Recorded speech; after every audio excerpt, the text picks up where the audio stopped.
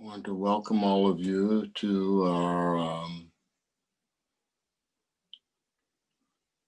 every other Sunday morning practice. Dharma talk today. I would like to present some information about connecting patience to right view using Bodhidharma's 2 entrances and 4 practices. So I'm hoping that we will put it up on the screen for us. Magic.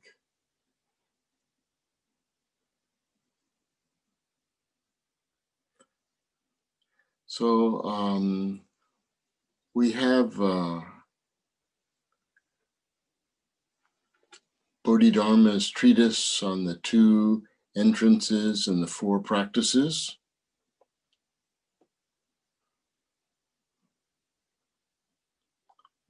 Si Xin Lun.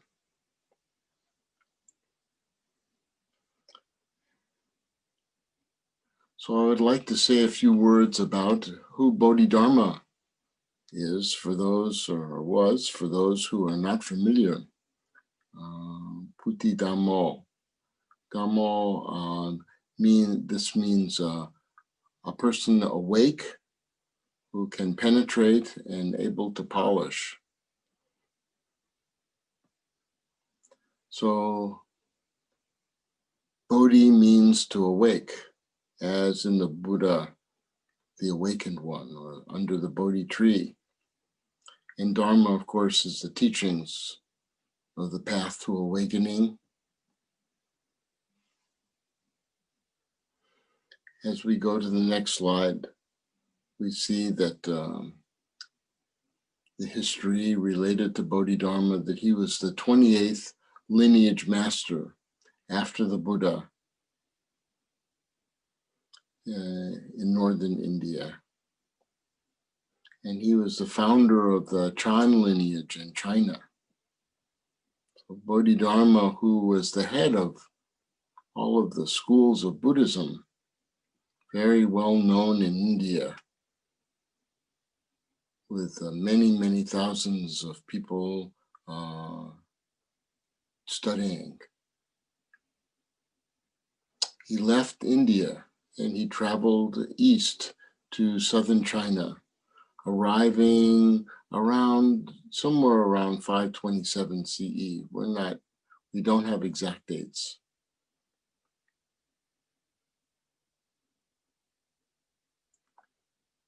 It's interesting that the lineage masters in a sequence of every 7 or so turn out to be quite important. The 7th lineage master, Vasumitra, was the person who provided over the Sarvastivadin 4th Buddhist Council. The 14th lineage master, Nagarjuna, was the founder of Mid-America, and really the person who really began Mahayana Buddhism. The 21st lineage master, Vasubandhu, was the co-founder of Yogacara branch of Mahayana Buddhism. So here we are, 28. This is Bodhidharma. So when he left without anybody really knowing who he was. But it didn't take long for those who were interested in Buddhism, who were actually practicing Buddhism before he arrived, to realize that he was a great master. And as the founder of the Chan school in China, he came to teach the direct transmission of mind, saying not relying on any scriptural sources, although he brought with him the Lankavatara Sutra, and certainly in his mind was very, very knowledgeable about the teachings of the original Buddhist teachers and those who came after. And then he passed on his transmission to a number of great masters, Huike, and then to Song San, and then to Dao Xin, to Hongren, and then finally to the sixth lineage master, very famous Huineng.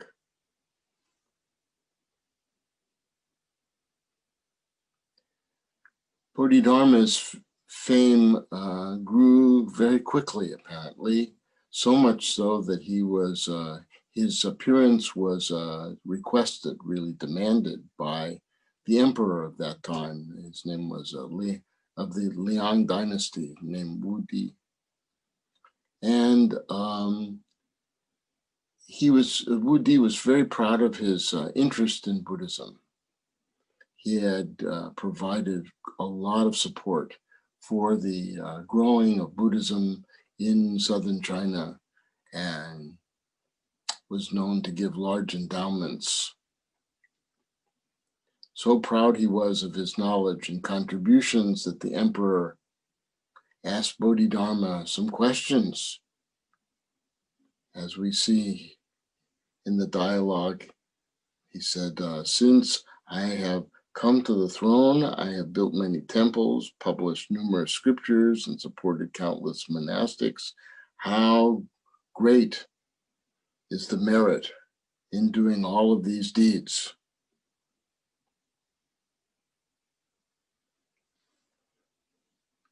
On the next slide, we see that from the actual text of the five lamps, we have lineage master's Bodhidharma's reply. How much merit have I received? The lineage master replied, no merit. Oh my gosh. And the emperor asked, why no merit? And the lineage master Bodhidharma said, all these are only petty fruits of human and heavenly beings. It is tainted cause, just like a shadow following form. It is not real, although it appears to exist. Then the emperor asked, what is real merit? And Bodhidharma replied, the pure and perfect wisdom. Realize the essence of emptiness and tranquility. This is the merit. This cannot be sought by mundane desires. The emperor asked again, what is the absolute meaning of the noble truth? Bodhidharma replied, there is only quiescence, no nobleness. And then one further part of this exchange, legendary as it is, the emperor said, who is this person facing me? And the answer was, don't know.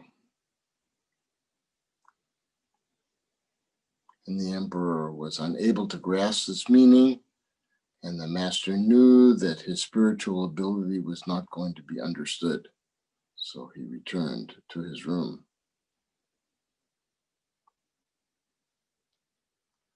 So I have some interest in this dialogue because the Chinese is a little bit interesting for me as a Westerner looking at this response between the emperor and the master. When he says, don't know, he says, Busha. He doesn't say Busha Dao, which would be the normal way that a person would say, I don't know, or don't know.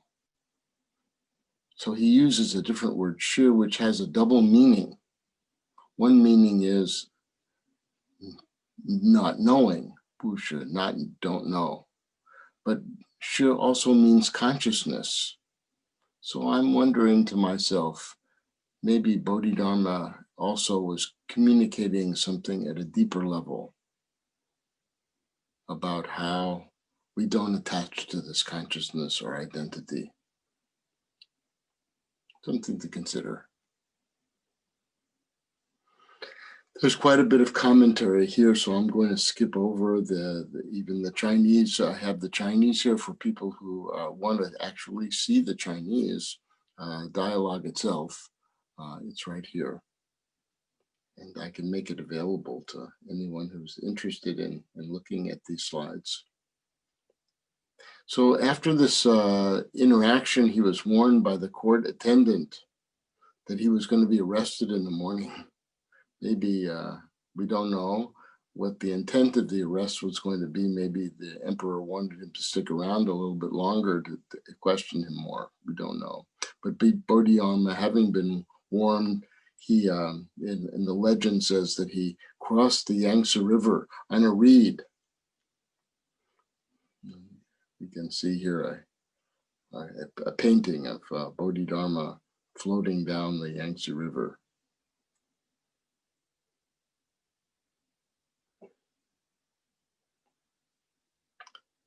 So then he went to Mount Song in Huayang. Actually, Huayang is about quite a distance away, maybe over 500 miles. So he had to take a long walk. And when he arrived there, he went into a cave and sat, according to the legend, for 9 years, gazing at the wall. This is called wall gazing. Biguan. And so he was called the wall gazing Brahmin Indian monk. He was found by Huike. They had interacted before, but I don't want to get into too many stories. He requested that Bodhidharma would be his teacher. And in this legend, Huike is so intent that he cuts off his arm, but this is unlikely to happen. Had Huike cut off his arm, he would have bled to death in the snow. Not very likely. The term to cut off has many different meanings, and cutting off one's attachment. So there are many stories about people using this cutting off image. There's a very famous gung-an about a master who cuts the cat, kills a cat. But this is very unlikely. So this probably has to do with a kind of cutting off our attachments. And in the famous interaction, Huike says to Bodhidharma, "My mind is anxious. Please pacify it." Oh, yes. Bodhidharma replied, "Bring me your mind, and I will pacify it." And Huike said, "Although I sought it, I can't find it." And Bodhidharma replied, "Well, I've pacified your mind. If only my therapy could be that easy."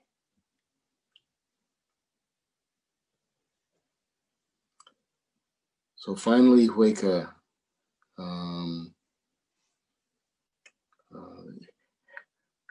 shows up again in a transmission to the disciples.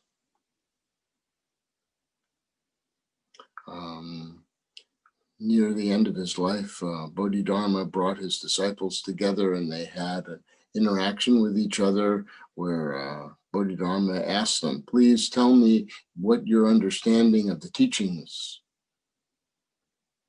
might be." And so he had 4 disciples there, and Dafu means path assistant. Step forward and said, "It is not bound by words and phrases, nor is it separate from words and phrases. This is the function of the path." And Bodhidharma said to him, "You have attained my skin." And then there was a female monastic, Songji, hold to the good, stepped up and said, "It is like a glorious glimpse of the realm of Akshobhya Buddha. Seen once, it not need to be seen again. And Bodhidharma said, you have attained my flesh.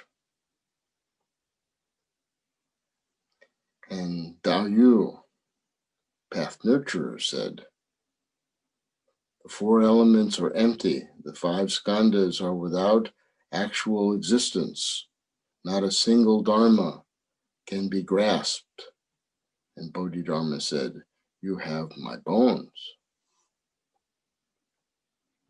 And finally, Huike, wisdom ability, came forth, bowed deeply in silence, and stood up straight. And Bodhidharma said, you have attained my marrow. So for those who are interested in studying this, the meaning of this, there's references that I can provide to you, but this is something good to just contemplate.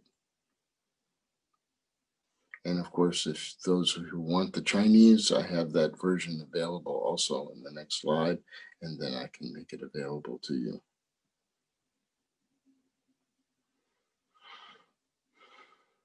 So the final legend has to do with his traveling back to India. Bodhidharma was reported buried after he passed away. However, 3 years later, a young boy reported seeing him walking in the mountains on a path to India. He was carrying one sandal. There was quite a dispute about this, and so they decided to exhume the grave, and inside there was no skeleton, only one sandal in the empty grave. We have here a statue of Bodhidharma. This is, you can find this when you come to MABA after pandemic is over. I invite you all to come. We will go and visit the statue of Bodhidharma in the Buffalo Lodge, and you can see his sandal attached to his arm.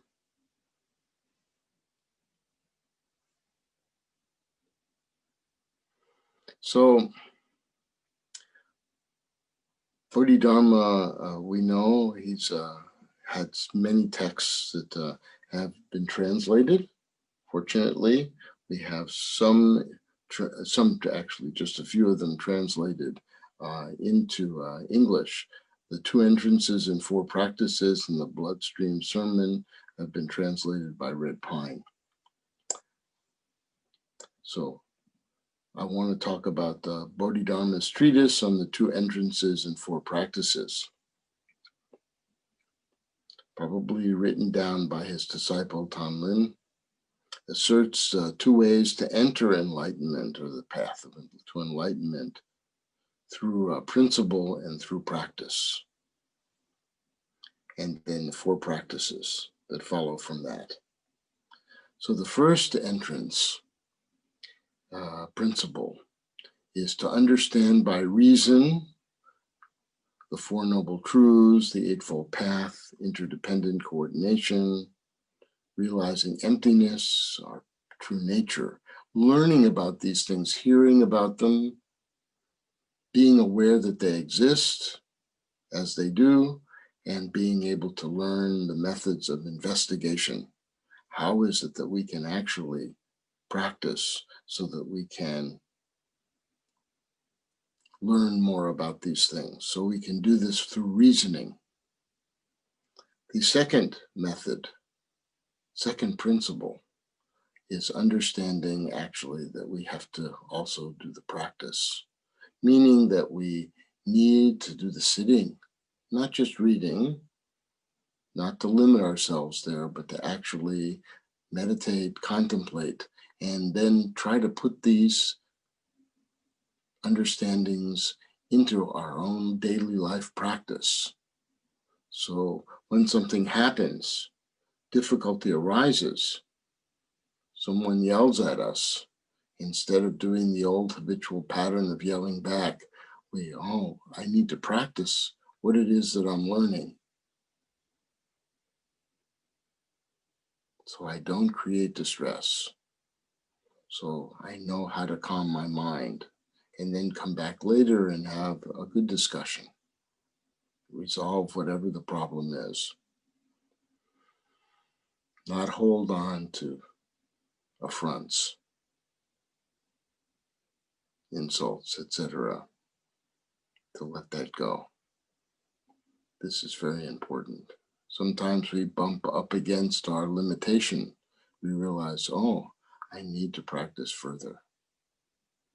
So these two parts complement each other. First, to be able to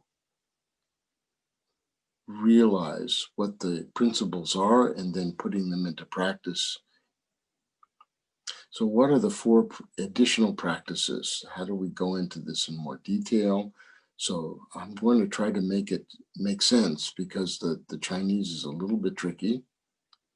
The first practice is to have a realization that all of the distress that we've had in our life prior to this moment are a result of causes and conditions. And we're not to resent these causes and conditions, not to resent our current circumstances. Bai Wan Xing, no resentment or bitterness practice. We need to see that all of that has happened to us in our lives has brought us to this moment, and that this moment is our opportunity. If we hadn't had the situations that we've had, we might not have come to this opportunity at this moment to hear this teaching. The second practice is to accept our current experiences and how they follow from these conditions, helping us to move forward. Learning from our difficulties, we follow. Shui Wan Xing, according to the conditions, will follow from this moment forward. So what we do, the choices that we make, this leads to our next moment, and to the next, and to the next, so that we realize what it is that has happened in the past in step 1 that led us to this moment. Now, from this moment, what we do towards the future will then be the effect of this moment. Number 3 states, not seeking after anything. This actually first means let's not get distracted by sense-based desires. So there's nothing to seek after in this world of sense-based desire.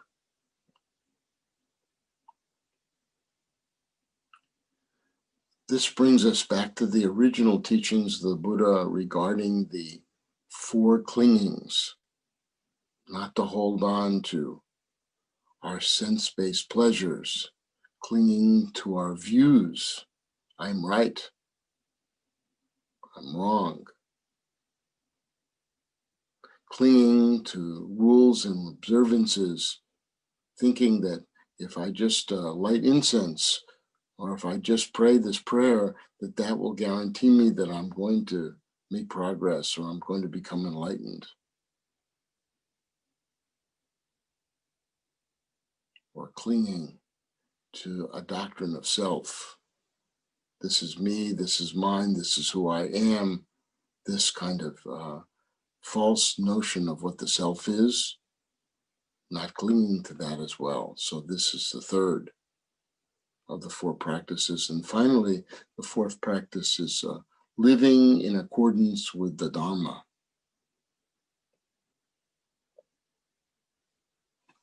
Practicing the path.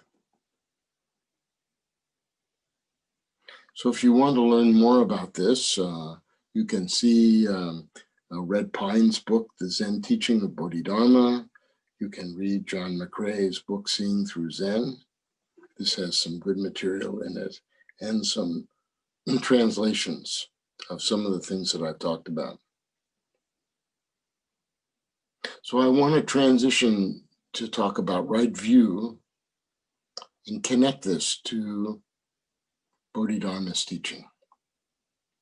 So when we look at the right view, there's one sutta, the original teachings of the Buddha called right view, Samaditthi Sutta. This is actually a talk not given by the Buddha, but by his very wonderful disciple, Sariputra. So he's asked in the sutta, what is right view? And he gives 4 groups of meaning. The first is he talks about what is wholesome and what is unwholesome. He talks about killing and stealing and sexual misconduct, false speech, divisive speech, harsh words, gossip, covetousness, ill will, wrong views.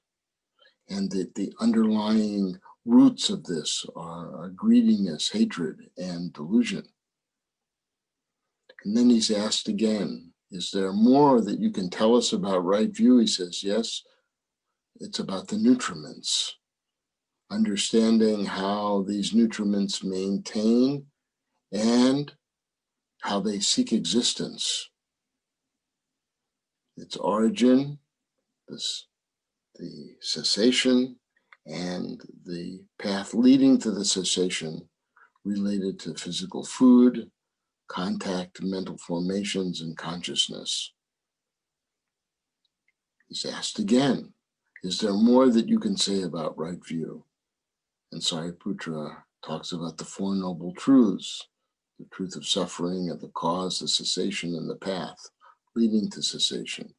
And then he's asked again, is there more that you can say about right view? He says, yes. And then he goes through the 12 links of interdependent coordination, of starting with the number 12, aging and death, all the way down to the first, ignorance. And then people say, is there more that you can tell us about right view? What is the cause of ignorance? And Sariputra says, the taints, sensual desire, the being, and ignorance. And then he's asked, is there more that you can tell us about right view? He says, no, that's nothing else. This is what right view is. So if we look at the correspondence of right view to the 4 practices, we begin to see that there may be a correspondence. That when Sariputra is talking about the wholesomeness, this has to do with the 2nd stage. Do good from this moment forward. Practice wholesomeness. The nutriments we don't want to seek after or cling to, those things that are distracting in the nutriments, just enough to keep this body alive so that we can practice.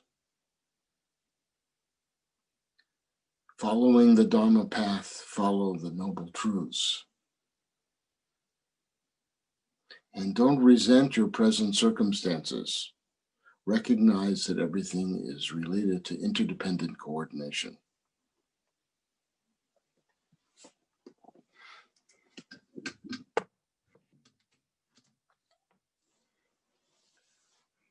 So that is my short talk for today. May all beings have happiness and the causes of happiness. May all beings be free from suffering and the causes of suffering. May all beings never be separated from the sacred joy which is free from suffering. And may all beings dwell in the great equanimity which is free from attachment, aversion, and ignorance.